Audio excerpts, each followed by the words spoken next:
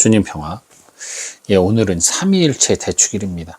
우리 삼위일체 하느님의 이름을 정말 평상시에 많이 고백하죠? 우리 천주교 신자분들은. 왜냐하면 성호경을 통해서 우리는 삼위일체 하느님의 이름으로 기도를 합니다. 이 성호라는 거룩한 표지라는 이 단어는 십자성호를 의미하는 거죠. 우리가 십자가라는 표징을 통해서 거룩한 사인을 우리가 항상 하죠. 이것의 유래는 대단히 초세기부터예요. 160년경 테르툴리아누스 교부가 이렇게 십자성호를 이마에 긋는 그런 것을 가르쳤어요. 어디 가든 십자성호를 거라. 그리고 그 이후로도 2세기에도 이렇게 집을 축복하는 행위, 십자성호를 거서 축복하는 행위, 그리고 동방에서는 4세기인가요? 하여간 그때부터 우리 아는 그 성호경 있죠? 성바성자 반대쪽으로 하는 그 성호가 이제 동방 종교회 쪽에서 이루어졌고, 성호경은 상당히 오랫동안 이미 우리 신앙생활 안에 함께 내려왔던 그런 신앙 표징입니다. 그리고 표시입니다. 그리고 그게 16세기 돼서는 이제 완전히 고착화돼서 모든 천주교 신자들, 그리스도교인들은 성호경을 긋게 됐죠. 아무튼 13세기인가요? 16세기인가요? 이건 제가 지금 역사를 가르치는 게 아니니까 정확하게 생각은 안 납니다. 그런 건 인터넷에 다 나오니까요.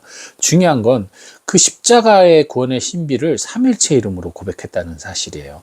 우리 믿을교리죠. 이건 가톨릭이나 개신교나 모든 이 그리스도를 믿는 모든 그리스도인들이 공통으로 고백하는 신비입니다. 그래요. 2000년을 고백했어요. 그렇다면은 정말 우리가 모두 다 명약관화하게 이 삼위일체의 신비를 이해해야 되는데 못해요. 그 누구도 이 삼위일체의 신비를 완전하게 설명하지 못합니다. 2000년 동안 수많은 사람들이 시도를 했지만 네로라는 똑똑한 사람들은 다 이제 시도를 해봤죠. 교부들도 많이 시도를 해봤지만 결국은 완전하게 삼위일체의 신비를 이해하고 설명할 수는 없었어요. 우리들이 흔히 아는 배의 비유, 클로버의 비유, 그 다음에 또 뭐가 있었죠? 아버지의 비유, 이런 비유로 이 삼위일체를 설명을 많이 하는데, 그걸로는 어떤 약간 그런 느낌? 그래, 삼일체가 그런 건가 보다 하는 느낌 정도지 우리가 확실하게 알 수가 없는 겁니다. 세 위격이 전혀 다른 독립적인 위격인데 또 그 위격이 하나예요. 나뉘어지지 않는 또 하나예요. 이게 이제 모순이잖아요. 근데 그것이 우리가 완전하게 이해할 수는 없지만, 예를 들면 동전이라는 하나의 객체가 앞과 뒤가 있어요. 그리고 얇지만 옆이 있죠. 앞뒤 옆이 있잖아요. 그 모든 동전의 앞면을 보면 우리나라 동전으로 따지면 500원짜리 보면 학이 있죠. 뒤를 돌리면 한국은행하고 500이라는 숫자가 있고, 옆을 보면 줄무늬가 있어요. 각자 그쪽 면만 보면은 500원이라 하더라도 그건 학이고, 아니면 한국은행 500이고, 아니면 줄무늬잖아요. 하지만 그것이 하나를 이뤄서 500원이라는 동전이 되는 거. 예를 들어 이런 비유로는 설명이 가능한데 그 신비를 우리가 어떻게 이해할 수가 없는 거예요. 왜냐하면 이건 물건일 뿐이지만 하나님은 살아있는 존재니까요. 예전에 그런 비유도 있었어요. 아버지가, 집에서는 아버지인데 회사 나가면 어떤 부장이고 과장이고, 또 사람들과 있을 땐 그 김아무개라고 이름이 불리는 친구고, 이런 식으로 어떤 활동하는 영역에 따라 호칭이 달라지는 거, 이런 식으로 얘기를 하는데 그것도 사실은 정확하게 설명하는 건 아니죠. 아무튼 가장 잘 설명하신 분이 누군가 그러면 결국 예수님밖에 없어요. 그렇잖아요. 예수님이 당신을 계시하신 거죠. 하느님 아버지의 외아들로서 당신이 아버지와 나는 하나라고 했고, 하나예요. 하나인데 분명히 아버지 뜻에 따라 당신이 활동하고 계세요. 또 이건 다른, 아버지는 하늘에 계시는데 나는 땅에서 활동을 하고 있잖아요. 이건 또 다르죠. 근데 하나야. 그리고 아버지와 내가 하나인 것 같이 너희도 하나가 되게 하기 위해서 성령을 보내신다고 그랬어요. 그래서 이 성령도 아버지와 아들 안에서 발출된 존재란 말이에요. 그러니까 이게 셋이 하나야. 가장 신학적으로 좀 아름답게 표현한 거는 아버지와 아들의 사랑이 성령이다. 마치 아빠 엄마의 사랑 안에 자녀 출산이 그 열매가 자녀 출산인 것처럼 아버지 아들의 사랑이 성령이다 이렇게 표현하기도 하는데, 어쨌든 서로가 다 고유한 역할을 하고 있는 하느님이시면서 또 한 하느님이신 그러니 설명이 불가능하죠. 예수님이 아무리 쉽게 설명하셨다 하신들 우리가 이해를 할 수가 없다는 얘기예요. 그 신비를 이해하는 건 결국 하늘나라에 가서란 얘기죠. 근데 아무튼 뭐 안 믿는 사람들이야 저런 뜬구름 잡는 얘기 굳이 해서 뭐하냐, 그래서 뭐 어쩌라고 할 수 있겠지만, 저희 그리스도교인들에게 이것은 매우 중요합니다. 왜냐하면 아까 말씀드렸잖아요. 뭐 동전의 비유도 얘기했고 뭐 아빠 엄마 얘기도 했지만, 사실 어찌 보면은 우리들의 삶 자체가 바로 이 삼위일체 신비와 맞닿아 있어요. 우리들의 삶, 여러분 내 삶을 설명할 수 있어요? 내 삶을 설명할 수 있습니까? 없죠. 내 삶을 어떻게 설명할 거예요? 그냥 난 살고 있는데. 그러나 나는 살고 있어요. 하지만 이걸 어떻게 설명할 방법이 없어요. 뭐 비유나 뭐 간단한 나의 단편적인 삶의 모습은 이야기할 수 있을지 몰라도 결국 내 삶을 온전히 설명할 방도가 없습니다. 하지만 난 살아가고 있죠. 신비란 그런 거예요. 사실은 삼위일체 신비도 마찬가지입니다. 우리가 하느님, 세상을 창조하신 하느님이라는 부동의 존재죠. 처음부터 끝까지 영원히 홀로 거룩하신 하느님이라는 존재가 있어요.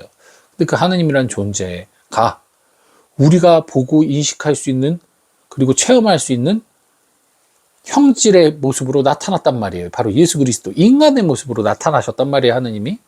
그럼 분명히 같은 하느님이시지만 그 하느님의 다른 모습이 나온 거예요. 다른 모습이잖아요. 보이지 않는 하느님에서 보이는 하느님이 된 거예요. 그리고 그 보이는 하느님의 말씀과 선포 안에서 사람들이 변합니다. 그리고 믿음이 생겨나요. 그리고 구원에 대한 희망이 생겨나고, 그리고 죄를 용서한다는 그분의 약속에 의해서 우리가 해방을 얻어요. 이 모든 과정들, 이 언어, 말씀이신 그리스도잖아요. 성자, 말씀이신 그리스도의 그 선포에 의해서, 즉 하느님의 말씀이신 그리스도의 선포에 의해서 우리들의 삶이 변해가고, 그 변화된 삶을 살아가는 우리 각자가 하느님과 하나 된 예수 그리스도와 또 하나 되려고 하는 모습. 바로 우리는 또 예수와도 다르고 하느님과도 다른 피조물의 존재이긴 하지만 예수님의 뜻을 따라가면서 결국 우리는 하느님이 되는 거예요. 또 다른 신화라고 말하죠. 신화라는 말, 이거 이단이 아닙니다. 교회 용어예요. 하느님에 의해서 우리가 신화되는 거예요.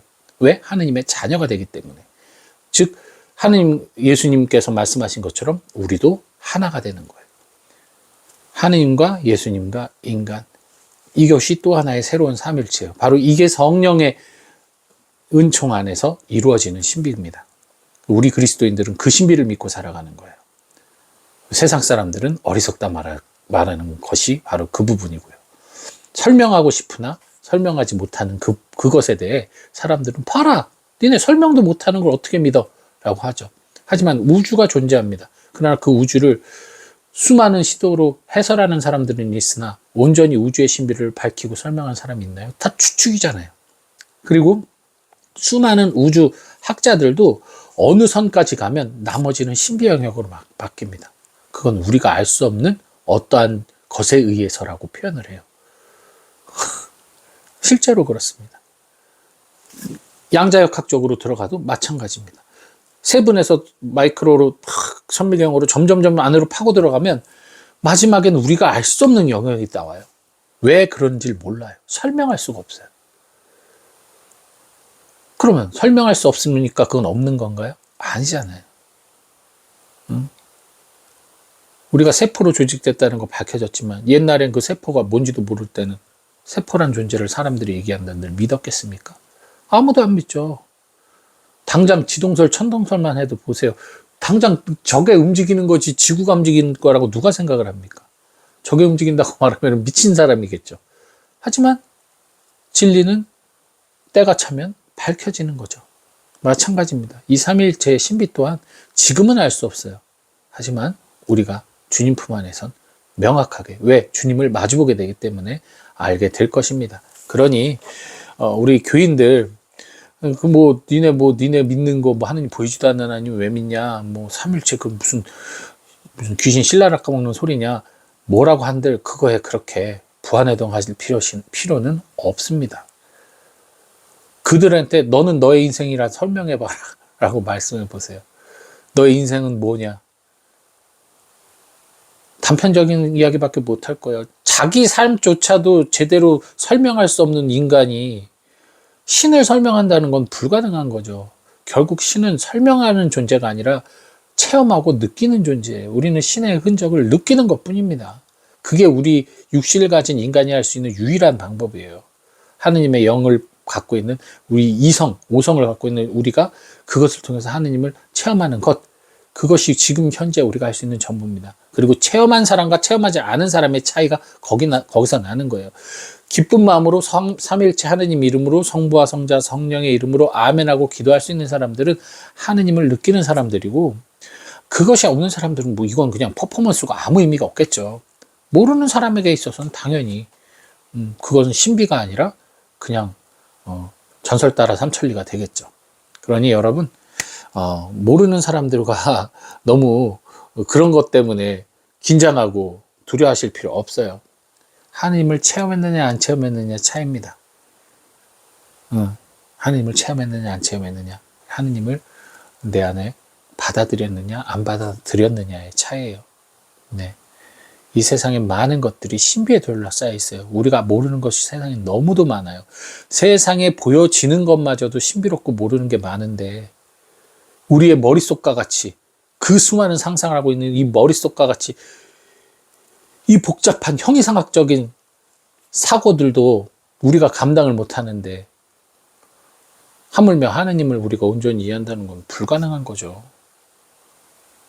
그리고 생각해 보시죠. 이 유한한 육신에 이 어마어마한 뇌가 있다는 그 자체, 동물들과는 구분되는 엄청난 사고와 또 판단과 또 어떠한 뭐라고 그럴까요? 선택을 할 수 있는 능력, 그리고 포기하고 계획하고 구상하고 할 수 있는, 특히 기꺼이 가치를 위해 목숨을 내놓을 수 있는 이러한 능력, 이것은 모든 피조물 중에 오직 인간만 갖고 있습니다. 그것마저도 신비 아니겠습니까? 예. 신이 존재하지 않다면 유일하게 인간의 종만 이렇게 다른 피조물과는 완전히 구분되는 것을 갖고 있을 수가 없어요. 어떤 사람들은 설명을 하죠. 비슷한 존재가 있었는데 그 사람들은 퇴하고 도태해가지고 사라지고 인간만 남았다. 그건 어떻게 증명할 거예요? 화석 몇 개 들고 그게 증명이 됩니까? 그거 어떻게 믿어요? 그러니, 여러분들, 그런 말들에 너무 흔들리지 마세요. 우리들은 우리가 믿는 하느님 안에서 기쁘게 살아가면 되는 겁니다. 삼일체 하느님의 축복 속에서 여러분들 축복받고 저도 축복받으면서 행복하게 살면 돼요. 행복하게 살다가 행복하게 죽고, 설사 하느님이 없다 하더라도 이 세상 신앙생활하면서 행복하게 살다가 가면 그것도 축복이죠. 왜 뭔가 세상 걱정도 하고 신도 믿지 않고 죽으면 끝이라는 생각 때문에 아웅바둥 살면서 돈 벌려고 열심히 노력하며 살다가 그냥 어느 날 그렇게 허무하게 죽는 것보다 훨씬 난 거 아니에요?